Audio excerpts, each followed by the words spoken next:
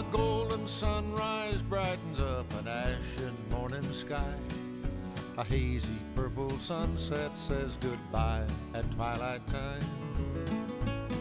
That big old yellow Texas moon is mine and only mine. It's just Texas being Texas, ain't she fine?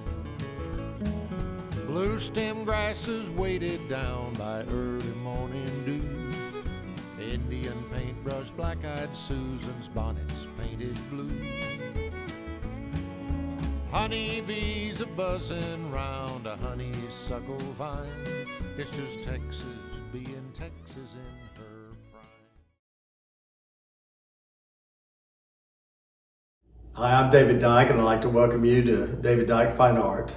We've been in business since 1986, and our main emphasis is Texas art. Over 100 years of Texas art, from 1860 through the 1970s.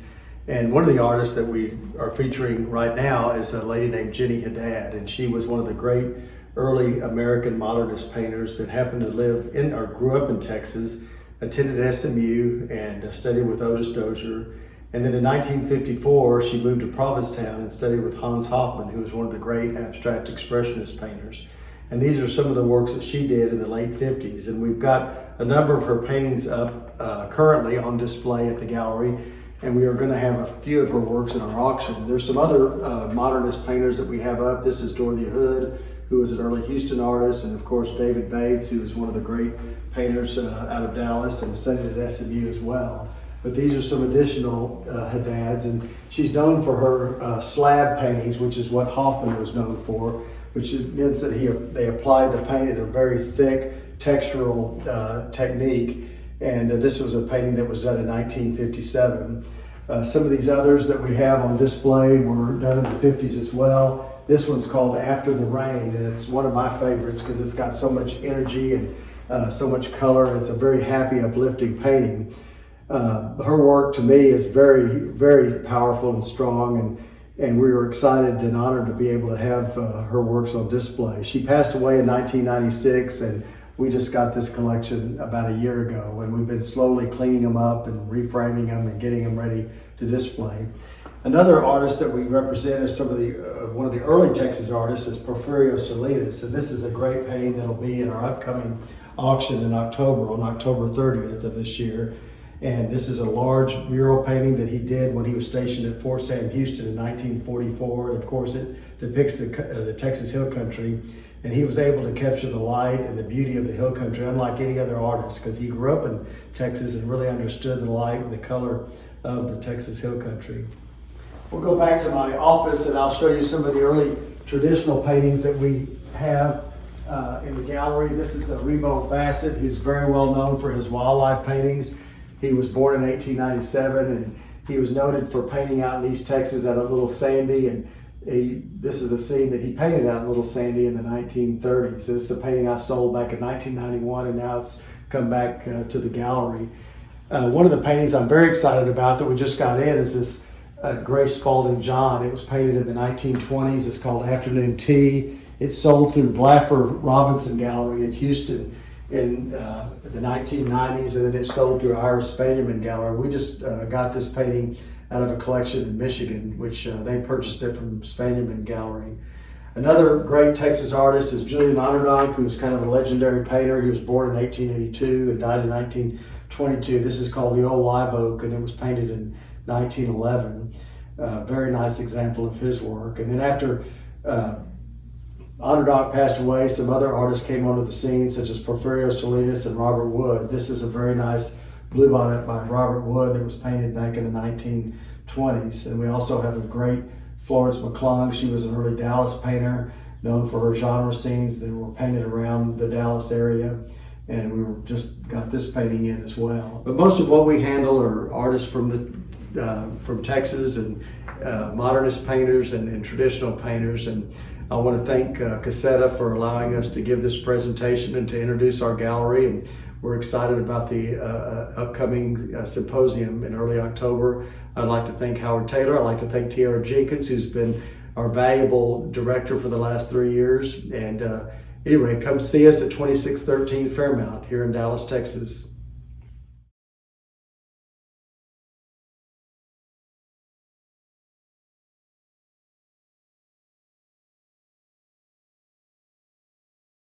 Hi, my name's Atlee Phillips, and for those of you who don't know, I'm the Director of Texas Art at Heritage Auctions. For the last 13 years, it's been my privilege to help collectors like you bring items to auction and find the best possible homes for them, where they'll be loved, taken care of, and preserved for the next generation. Texas art, as a category, started at Heritage in about 2005, 2006, around the time the art department was getting going. The Texas Art Department at Heritage holds world records for many of the most popular Texas artists. Some important examples include the father of Texas painting, Julian Onderdonk, with this work, Bluebonnet Field, Early Morning, San Antonio, Texas, 1914. We recently broke a world record for his father, Robert Julian Onderdonk, with Afternoon Walk, a really beautiful piece painted on tile. Very rare to have a large piece from Robert Julian Onderdonk. And of course, Robert William Wood, who may be the most prolific early Texas artist and certainly one of the most sold at auction. We broke a record for him with Afternoon Bluebonnet Pasture, 1920, not too long ago. We're very proud of that one. Some mid-century regionalists and modernists whose works we hold world records for include Bora Utter, who painted The Visitors, which we sold very early in my time at Heritage. He's one of my favorite artists.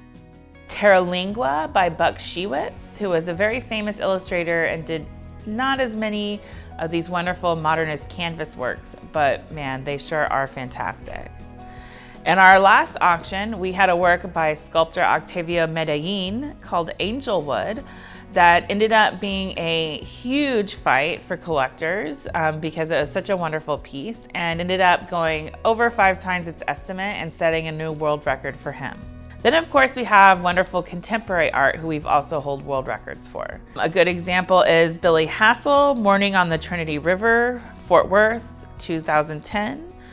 And another artist we hold world records for is James Searles, the sculptor, who did this work, Into the Flowers, in 2002, a huge work which we sold and also holds the world record. Finally, of course, is David Bates.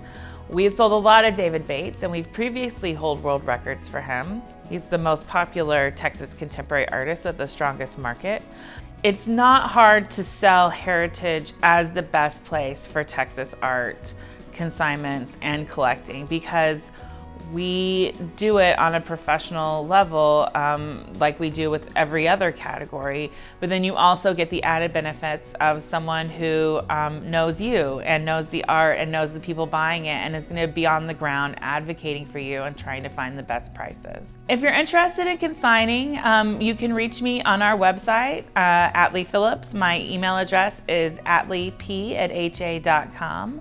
My number is 214-409-1786, or you could just call our main line and ask for me directly, and I'd be happy to assist you, whether you're wanting to find out if something might be worth selling or not, if you're looking for estimates, if you're ready to consign, if you're looking to buy, if you like to put something on a want list because you're looking for something very specific to purchase. I can help you with any of those things.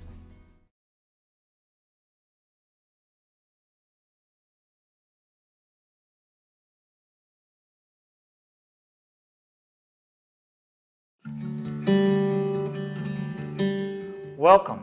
I am Paul Bueller of Bueller Fine Art. My gallery is located in San Antonio, Texas, north of downtown, close to the airport. I've been dealing early Texas art since 2006, and Bueller Fine Art has supported CASETA by purchasing a booth at every annual symposium since 2007. I feel fortunate to reside here in San Antonio, as for a time it was widely considered the art capital of Texas. Jose Arpa, the Onderdonk family, and many other great early Texas artists from the 1920s left their mark through instruction and interpretations of the South Texas landscape on many San Antonio area artists for decades thereafter. Underappreciated paintings by many such artists continue to surface, and coming across a fresh painting is always a pleasure. I would like to show you a few works currently for sale by Bueller Fine Art. Alice Chilton moved to the San Antonio area in about 1928. Upon her arrival in San Antonio, she and Robert Wood became fast friends, and they often painted together for the next few years.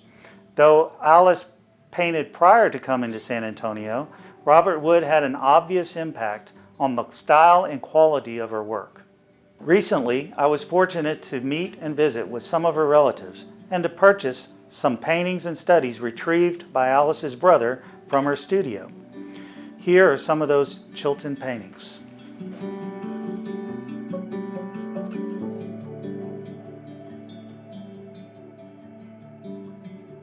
Carl Hoppe was a native of San Antonio.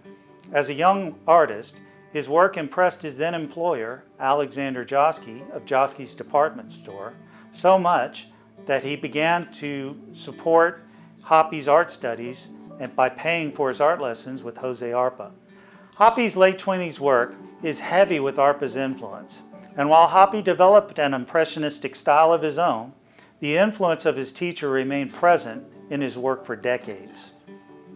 Behind me is an example of Hoppe's work from the early 60s, titled Cactus and Yellows, Helotes, Texas. Arpa's influence remains, but you can begin to see Hoppe developing his own techniques and styles.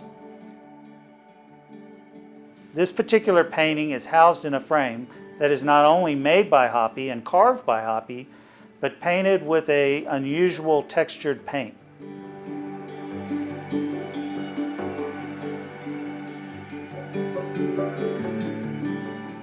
Now I would like to take this opportunity to discuss an artist that is not well known yet outside of the San Antonio area. Helen Hunter grew up in and around San Antonio in the 1930s and was active in the art world from an early age. She eventually settled in Pleasanton, a town about 30 minutes south of San Antonio. Her style evolved through the years, from commercial advertising art in the 40s, to abstract art in the 1950s, to Impressionism in the late 60s, to photorealism in the 70s and 1980s. The paintings that are most admired by collectors today are her paintings of blooming cactus. Behind me is a prime example of a blooming cactus painted by Helen Hunter in the 1960s.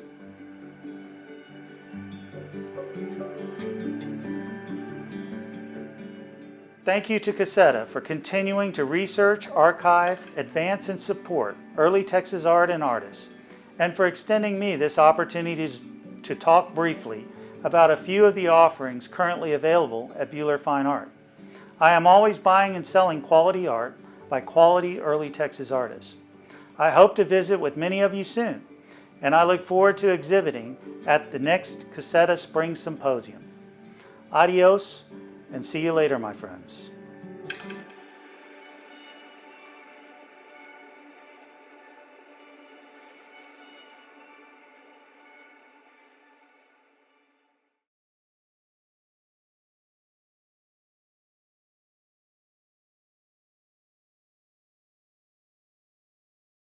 Hi, I'm Sarah Foltz. Welcome to Foltz Fine Art. Come on in. Some of you may be familiar with our gallery and its former iteration, which was William Reeves Fine Art.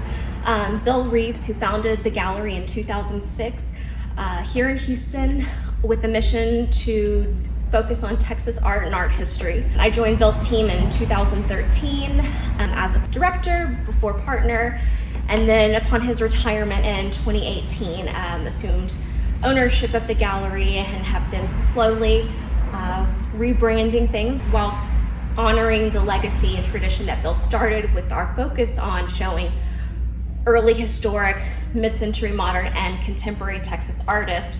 We are really trying to show the visual evolution of art in the state and incorporating more contemporary art into our exhibition programming, but still maintaining true to our original roots for early Texas and mid-century Texas modernism, which we love. Our current exhibition that we have up right now is a really fun mid-century modern summer salon show that we do every year, which focuses on really incredible fresh to market, secondary market works of Texas modernists from all over the state. I wanted to show you some of these beautiful examples that we have right now of Charles Shorey, 1970s work, Aqua Spring. thought it juxtaposed lovely with this early 1980s Dick Ray painting. Just the vibrance and the colors really show the, how dynamic both artists' works were. Other works around the gallery, you'll see works by Leela McConnell, Dorothy Hood. We've got a great grouping of Robert Pruser's. 2 early drawings are shown here, as well as this incredible painting from 1937, when he was not even 20 years old yet, prior to Pruser going and studying at the Art Institute in Chicago. But when he created this painting, he was studying here in Houston. Was one of the first non-objective painters in the state. We have some early works by Dick Ray. Alongside him, we're featuring works by Richard Stout, wonderful Richard Stout, who sadly passed away at the beginning of COVID. I know many of you knew him well, and he was, quite a fixture and legend at the CASETA events, and we will dearly miss him. We have a grouping of some other earlier works by Richard Stout that you can see. Some from the early 60s, a great Charles Shorey that kind of blends in with this more subdued color palette of these early 1970s Richard Stout paintings. We've got an assortment of works by Herb Mears, David Addicks, Dan Stewart, whose estate we will be doing a rediscovery show for later this year. And here we've got a fun gallery salon wall of mixture of smalls of mostly Houston, some other Texas modernist artists. So in our new space on Westheimer, where we've been now for 7 years, which is hard to believe, we really love how the space flows and segments, and that we're able to showcase different types of art at the same time. So in our back gallery right now, we have a focus on more traditional early Texas examples, several paintings by Porfirio Salinas, Charles Peter Bach, a very rare oil painting by him from around 1910. We have some small Frank Ray and Porfirio Salinas early paintings as well. Behind me, you'll see a grouping of more traditional into modernist works by South Texas artist Emily Rutland. Behind me, we're excited to present this incredible painting by Julian Onderdonk, painted in 1911 of Fort Sam, Houston. This came out of a private collection in Houston and is truly an exquisite example of his earlier work. We have a wide variety of literature on Texas art and history, ranging from earlier publications from A&M Press, has done more recently, including the Dorothy Hood book and the Alexander Ho of Texas Rivers, Texas Art, which was a great project our gallery was involved in a few years ago with Meadow Center for Water and the Environment, featuring 12 of our contemporary Texas regionalist artists, including Noe Perez, Mary Baxter, Billy Hassel, just to name a few. So as part of our gallery's programming, we are continuing to incorporate more contemporary abstract art and conceptual art into our programming. As you can see here are some new works by Houston-based artist Ibsen Espada. Ibsen was the youngest artist to participate in the 1985 iconic exhibition Fresh Paint at the Museum of Fine Arts, Houston. We have some new faces at Foltz Fine Art, and I'd love to introduce you to our team. First, we have Mary Margaret Albritton. Many of you are familiar with Mary Margaret, as she's been with the gallery going on 8 years now as our sales director and artist liaison. And then we welcome to the team Eve French, who is background in art history and is also an art appraiser. So we're thrilled to have her as a new addition. And then we have Beth Foltz, who is keeping the ship running. I just want to thank everyone with CASETA and Howard Taylor for this opportunity to reach out and talk with you today.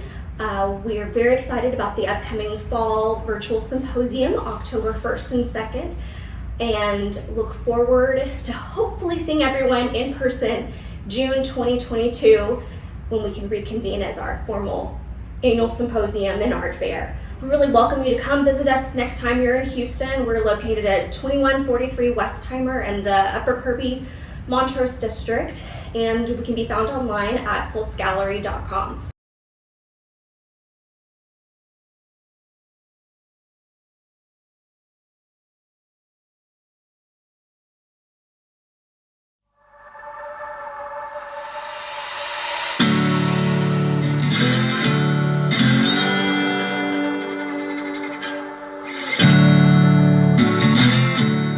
Texas art is the story of the Texas experience. The people, the land, and the legends. I'm Catherine Ramirez, Fine Art Specialist here at Vote Auction. Now I'm Rob Vogt, Director and Appraiser. Since 1975, we've been valuing and selling artwork and antiques here in the heartland of the Texas art movement, San Antonio. Today, Texas and Western art is our fastest growing category, with our 3 annual auction events generating well over $1 million in total sales. We believe in the celebration of our unique homegrown arts tradition, the mission of CASETA, and the passion of the early Texas art collector. Here at Vote Auction, we are invested in the ideas that are important to CASETA. Every day, we work to promote Texas and Western artists using our platform to broaden the appreciation of these works in the city of San Antonio and beyond. Often our clients tell us they just want their artwork to go to someone who will really enjoy it. By getting these artworks into the hands of collectors, we are helping to preserve the legacy of these artists. Buying and selling Texas art is a great way to learn more about it. We are constantly striving to educate ourselves on these artists so we continue to be the informed experts that you seek. San Antonio is in many ways the hometown of early Texas art. This was the birthplace of several iconic Texas artists, including Julian Onderdonk, Mary Bonner, and Porfirio Salinas. And as the location of the famous Davis competition, the San Antonio landscape became the subject of countless early Texas art pieces. Artists from all over the world, including Dawson Watson, Robert Wood, Jose Arpa, and Rolla Taylor, came here to paint the iconic prickly pear red oaks and bluebonnets that we locals treasure. Since 2013, Vote Auction Galleries has been a leader in the growing Texas and Western art auction market. As the fine art specialist, I am always curating my next Texas and Western art auction. Our whole team takes pride in making this category stand out as one of our most popular and successful auction events. We have world record results for Texas and Western art, with over $1 million sold already this year. Our most commonly asked question is, how does this work? We are happy to guide you through this process if you are new to the auction world. We start by evaluating your items. In addition to early Texas art, we sell Texas pottery, Western art, and bronzes. We do research to make sure we are giving each piece a fair and up-to-date auction estimate. We are always offering competitive commission rates, and after the auction, we send payment in 2 weeks, the fastest in the industry. Some people come to the auction house with their items, but we also travel all over Texas, meeting people in their homes for evaluation. We curate each auction to give your items the best opportunity to be seen by the world. On auction day, we have a full house here in San Antonio, as well as hundreds of viewers from all over the world on our multiple online platforms. Live auctions are fun and exciting. There are always unexpected moments that keep our clients coming back for more. Thank you for being a part of the Texas art community. Many of you are friends, and if we haven't met yet, we look forward to meeting you soon, here at Vote Auction, or wherever you may be in Texas or beyond. And when you think of Texas art, think of us here in San Antonio, down deep in the heart of Texas.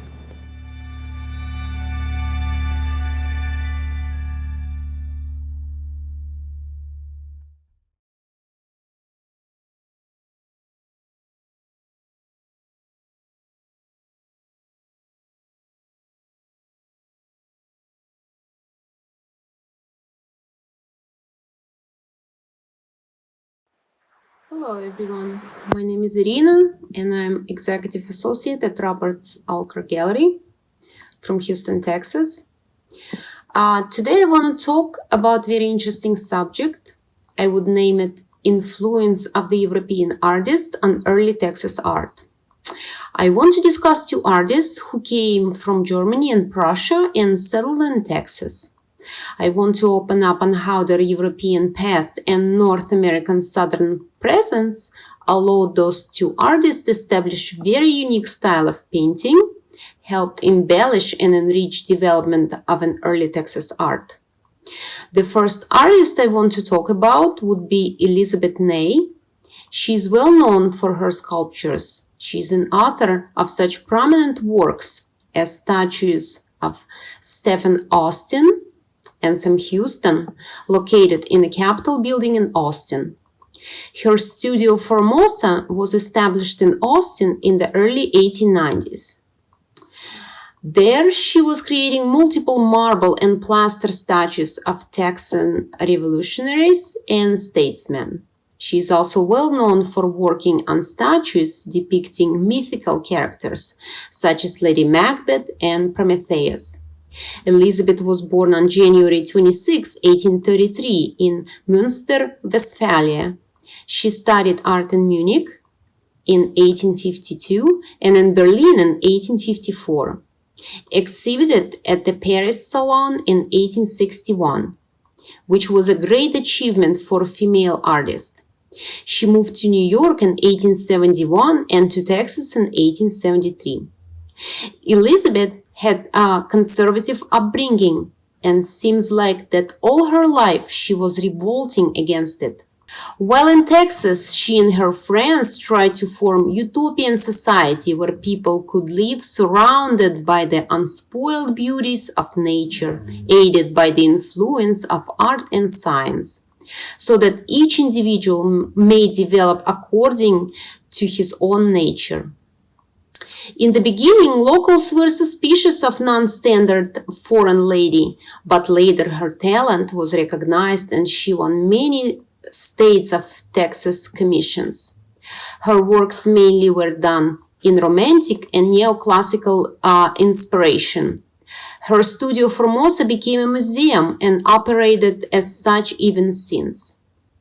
Elizabeth Ney Museum, as an important cornerstone of Austin's Hyde Park Historical District, still influences young artists and establishes cultural life of Texas capital. Artist that I want to talk about is Herman Lungwitz. He was an early Texas landscape painter and photographer who was originally born in Prussia, province of Saxony, on March 14, 1813. He received formal academic training at the Royal Academy of Fine Art in Dresden from 1840 to 1843. After that, he went to Austria and Bavaria to sketch and paint in order to perfect his skills. In 1850, Herman and his family decided to move to the US due to 1848-1849 revolution and the unsuccessful insurrection against the Saxon king in May of 1849. He reached Texas in 1851, settled in a farm near Fredericksburg. He could not support his family by painting alone, so he had to raise cattle and do various farm work. In 1857, Herman learned photography and later on moved to Austin, where he was photographer for the General Land Office. During the 1870s and the 1880s, Herman taught drawing and painting in a German-English school in Austin. Artist died in 1891 and was buried there. He left an extended heritage of works done in oil, but also lots of pencil and oil studies that were done in Europe. During his Texas period, he created lots of painting depicting hill country, old San Antonio, and Spanish missions. One of his favorite subjects was Enchanted Rock near Fredericksburg, which he painted at least 6 times. Due to his Dresden Academy training, lots of romantic elements were noticed in all of his works. Bright colors and almost photographic execution of each of his landscapes are the hallmarks of Herman Lungwitz. He was rediscovered around 1930s after his works were exhibited in multiple Texas museums and universities. Nowadays, his work represented in Texas Memorial Museum, Museum of Fine Arts in Houston, the Amon Carter Museum, and many other institutions. That is all I want to share with you today. Thank you for your attention, and we really hope to see you in our gallery in Houston. Thank you.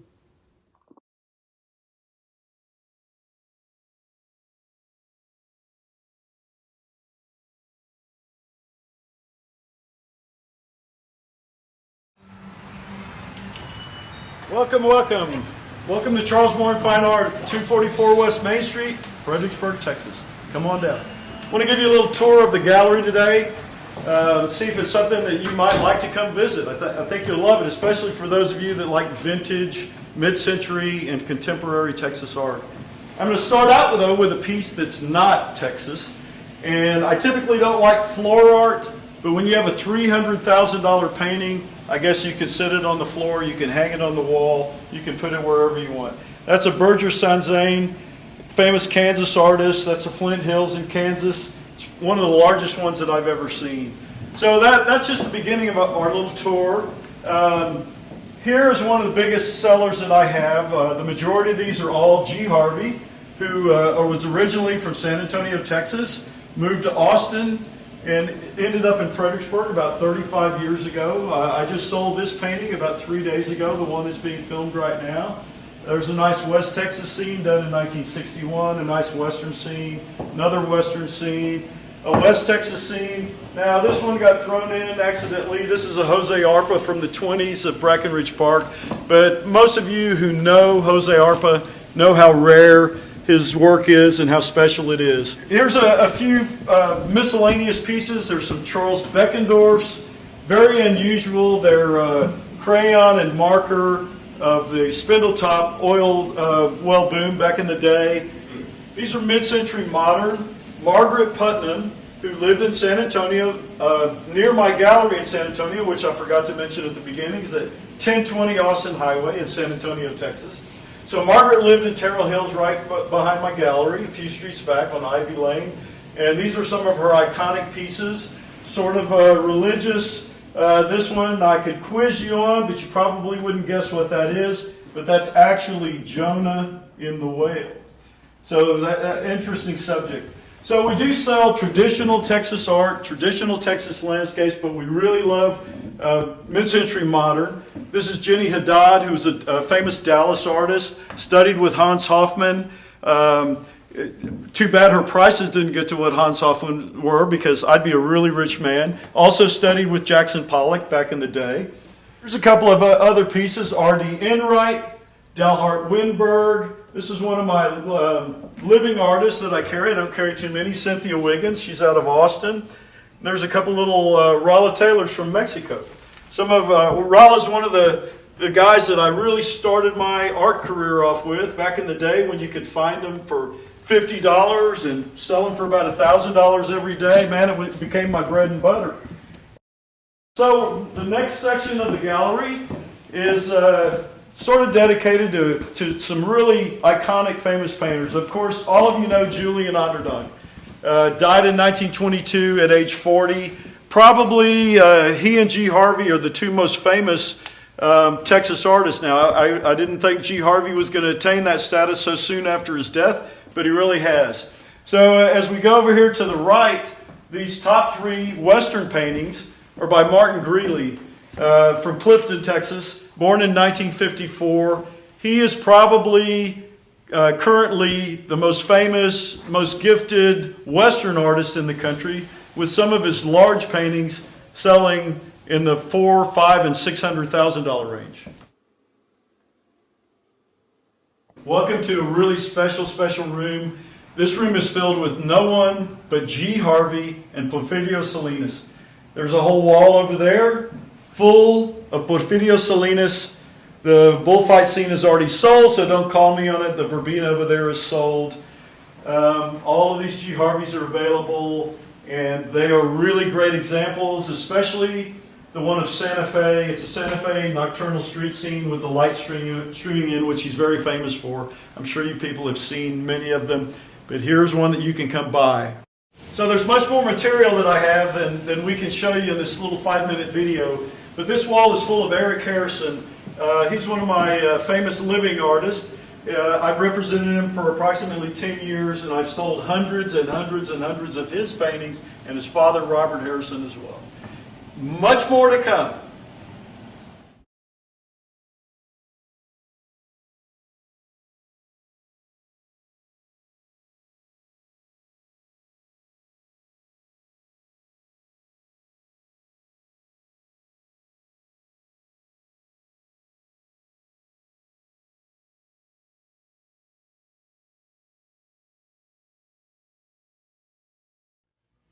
Hi, I'm Pete Renoni from Arlington, Texas, wanting to show you a glimpse of the Renoni Galleries here, established in 1955. Welcome. Open by appointment. It was started by, I'm Greg Renoni, Pete's younger brother, and it was started, Renoni Galleries was started almost by accident by our dad and mom, Dr. Carl and Cherry Renoni. It was really out of love for American paintings and Texas art, and it was something that they researched, read about for years and years, and started buying and exploring all avenues and all schools of American painting, and as well as Texas art and painting, and eventually became experts in the same. So, Welcome. Let's take a look. We handle early Texas, American, and select European art. Dean Cornwell here painted this painting in 1924 for Cosmopolitan magazine. He was known as the Dean of Illustrators and Norman Rockwell's mentor. Norman Rockwell, the best known painter in America of the 20th century, this painting was painted for the Saturday Evening Post cover, August 20th, 1955. Thomas Moran, known as America's landscape painter. This rare painting of the Grand Canyon was painted in 1922.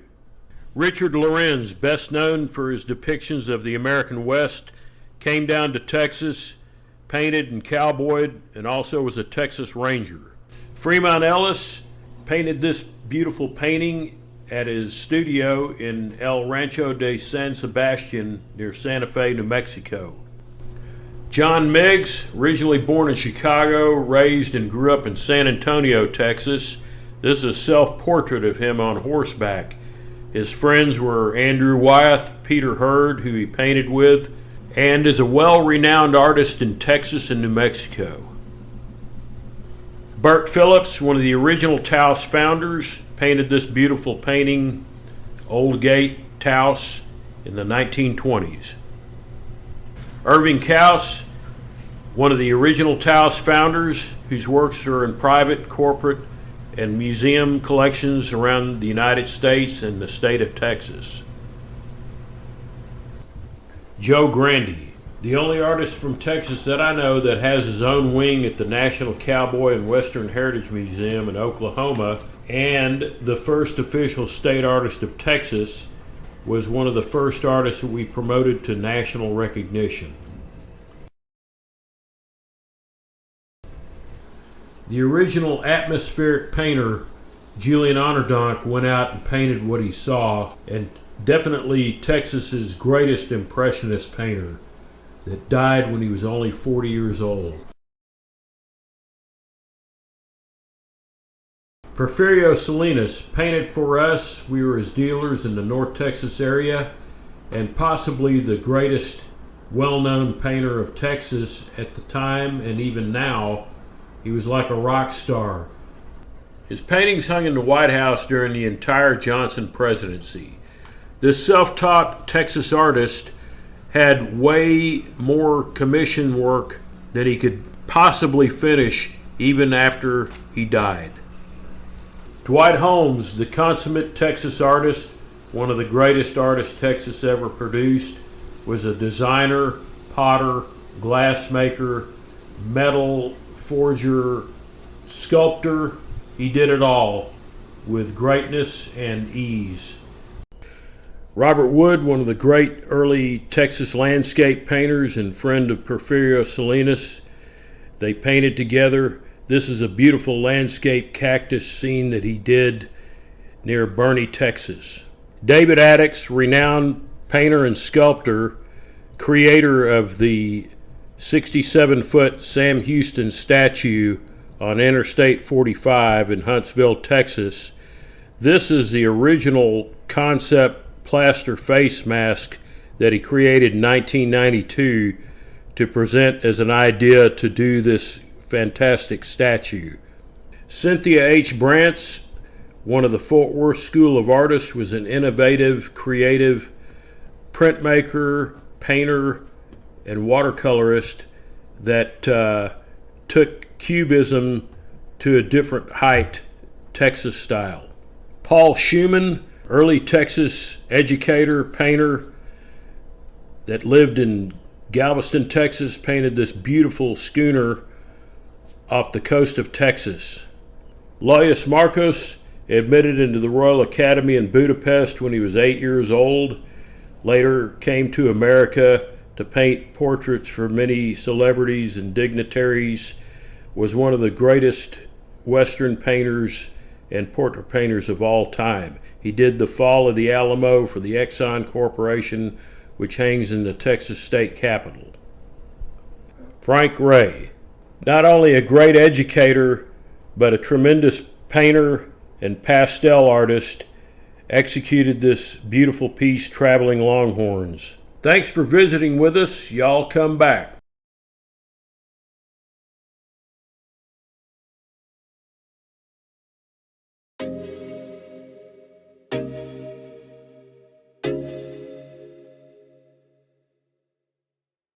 Hello, CASETA. I'm Russell Tether Fine Art, and I'm coming to you from Las Cruces, New Mexico now. A few personal updates. Back in 2018, I came here on business, met the love of my life. We are now married and live in this beautiful town. The business is still Russell Tether Fine Art. I'm now doing a lot more work in consulting and working with individuals privately. Of course, doing a lot of estates, and that's one of the main things I'll be talking with you about now. The first artist I'd like to cover, or first estate, is the estate of Otis Dozier. Now, Denny Washburn is the second niece. A lot of works have come through with Dozier. Denny has held back on this. She is releasing the primary works. Many are going to museums, but there's also about 160 that are available. Of these works, and let me first say we're doing the works on paper now. We'll worry about paintings next. That is with the estate. But the works include a lot of Peregrine Press pieces. Now, for those that don't know, Peregrine Press, these were done in 1987. We have quite a few that are signed. We have a lot that are unsigned. The reason for that is Otis died at his desk signing Peregrine Press works.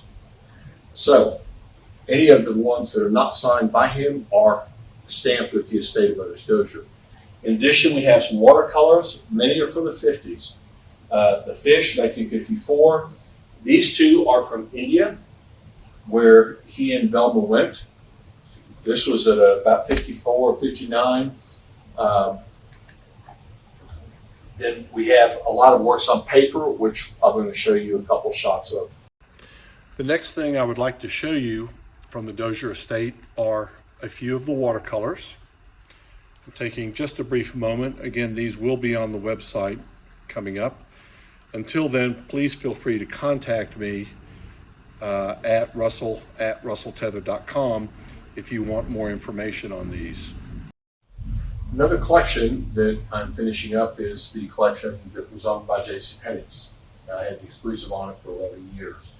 One of the key pieces that I always loved in there that I was never able to get access to until they sold was this Merritt mosaic, which I believe is quite early, and it's called Lower Country. You'll see the cotton, steamboat, old cabin. It's in excellent condition. That is the last Texas piece, as far as early Texas, from JCPenney collection. Next, this is a piece that I've hung on to from when I handled the Seymour Fogel collection. Many of you will remember that. This is Electra. It's 1935. It's when Diego Rivera and Seymour Fogel were all working together, him and Frida Kahlo. Last is a piece that came in recently. This is from the niece of Everett Spruce. It is titled Hidden Trees. It does have an exhibition sticker on the back, although I cannot tell the date.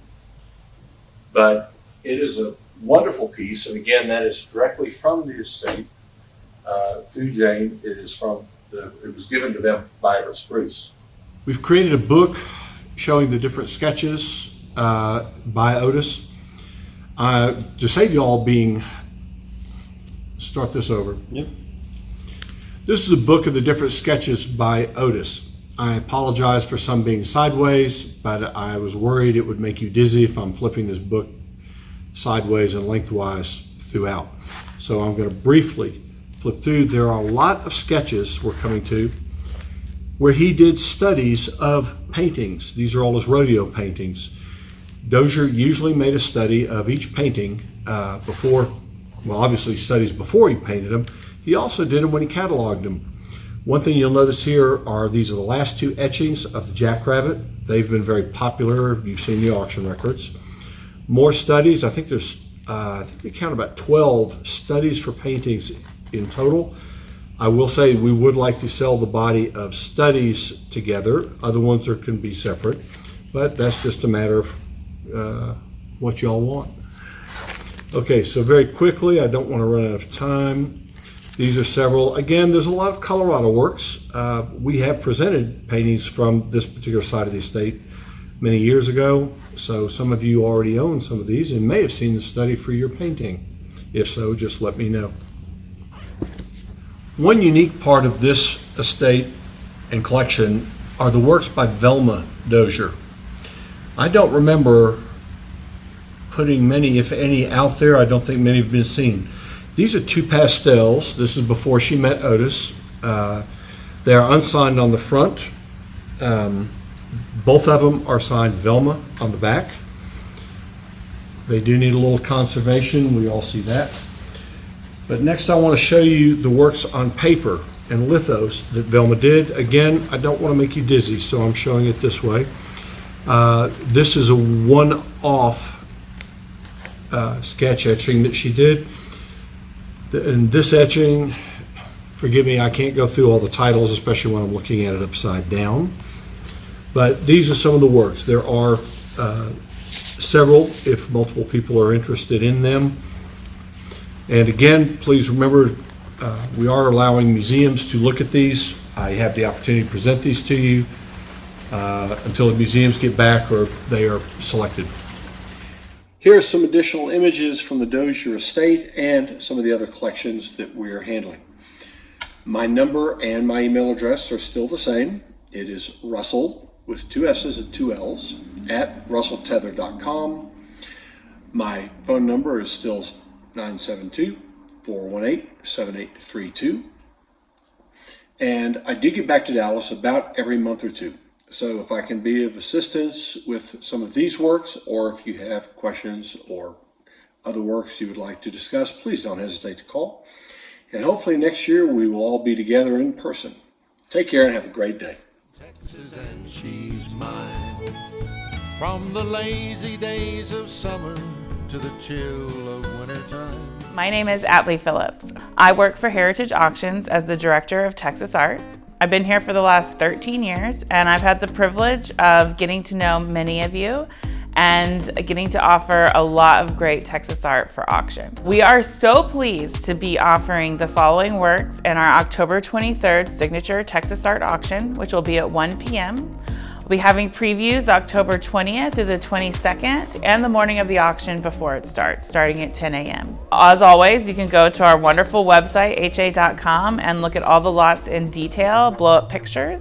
You can request a catalog. If you would like to give me a call or send me an email, I'd be happy to discuss any piece with you in the show and talk about why it may be a good fit for your collection. Now I'm just gonna go over a few pieces of works that we are gonna have in the upcoming sale so y'all can have an idea of the wonderful variety of things that we have coming up. So we have a lovely Julian Onderdonk from 1922 called In the Mesquite Brush. There's a lot of great Julian Onderdonks out there, but not a ton from far South Texas. They tend to be more in the hill country. Another piece we have is a David Bates self-portrait. And this is one that I'd really like to encourage everyone to come in and see in person if they can. From the photographs, it's hard to tell that it's actually a 3-dimensional piece. It's not just a painting, it's also a relief sculpture. So there are different sections of the painting that stand out in relief, and when you view it from different angles, it takes on all different kinds of new qualities. We do have one other David Bates called Pensacola, and this is from a series that he did. We sold a few of these in the past of pickup trucks. And they're super fun and collectors love them, and they're not super expensive like a lot of our baits. We have some G. Harvey. If you're a G. Harvey fan, you'll often find his works in our Western section. But this is a pure landscape from his earlier years called Bluffs Along Bull Creek. We also have a couple of Jose Vivas et Sara, including this really large one called La Casas de Castillo. People love his work. His surface textures are just so sophisticated, the way he works with impasto and paint. We also have several prints by Otis Dozier, but also this piece called Grasshopper, which is a watercolor and ink. He's really well known for his animals and bugs and fauna. And this is just a really wonderful piece that you could pick up for a great price and something that you could really enjoy in your home. Then of course we have a few Robert Woods, including one called Bluebonnet Bliss, which is classic Robert Wood bluebonnets. You don't get more Texas art than that. We also have a work by Olin Travis. I'm a big fan of his, and he does portraits in a way that is really special. He brings out something in the sitter that makes them more than just your Aunt Josephine or your mom or something. There's something really special going on. Finally, some actual sculpture, not bas-relief sculpture, from Charles Umlauf. This is a bronze cat. If you've ever been down to the Umlauf Sculpture Gardens in Austin, you know that he is a very important, prolific mid-century sculptor, and I'm very happy to have this work by him in the sale. We have a lot coming up, and hopefully we'll have even more in the spring. Again, this sale is on October 23rd at 1 p.m. We'll be previewing in the days leading up to it. If you're interested or you'd like to receive a catalog, please give me a call. My name is Atlee Phillips. I'm the Director of Texas Art at Heritage Auctions. Thank you very much. Hi, I'm David Dyke, and I'd like to welcome you to the preview of our upcoming auction on October 30th of this year, 2021. One of the many paintings that we have on display this year, we have over 450 lots, which we're very excited about. And we've got 4 Everett spruces, one of them being this nice Everett spruce, a man with fishing net. It was done in 1948, and the great part of the history of this painting is that we have the original receipt where it was purchased in 1948 from Mortimer Levitt Gallery in New York, and it also has the Mortimer Levitt sticker on the back. It almost has a stained glass feel to it with this net and all the light coming through and the great colors. It's in pristine condition. It's an oil on board. The next spruce that we're excited about having for our upcoming sale is the solar eclipse that Spruce had known about and read about. So he drove out to West Texas to document this solar eclipse. It took place March 7th, 1970, and it's a great example of Spruce's work as well. Some of the other items that we have in the sale this year is a great watercolor by Alexander Hogue. It's called Shelf Rock. It was done in 1967. We have a very nice Harry Carnahan pastel that had been in the same family for 30 years. It's also illustrated in Michael Grauer's book, Dictionary of Early Texas Art. This particular piece was a pastel, and it's called West Texas Windmill and Water Tower. A nice Julian Otterdonk from 1915. It's a gouache on paper. It's got the Caliche Road and the live oaks and wonderful sense of light and color. A very nice Florence McClung that we got from her dentist, who purchased the painting from Miss McClung in the 1950s. And it has the original period frame on it as well. And we're thrilled to have this powerful Edmund Kinzinger from 1934 titled Beach Ball. It's a great example of his work. As many of y'all know, he studied with Bernard Leger and Henri Matisse in Paris, and you can certainly see the influence in this painting. Well, this year celebrates our 25th anniversary of conducting Texas Art Auctions, and we're going to celebrate by opening with a champagne toast at 10 a.m. The doors open at 9 a.m. and hope you can come preview. The preview starts on October the 9th at 1715 Market Center Boulevard. And if you'd like to get a catalog, just give us a call at 214-720-4044, and we'd be happy to send you a catalog, and look forward to seeing you at our 25th annual Texas Art Auction. Thank you. It's just Texas being Texas, and she's mine.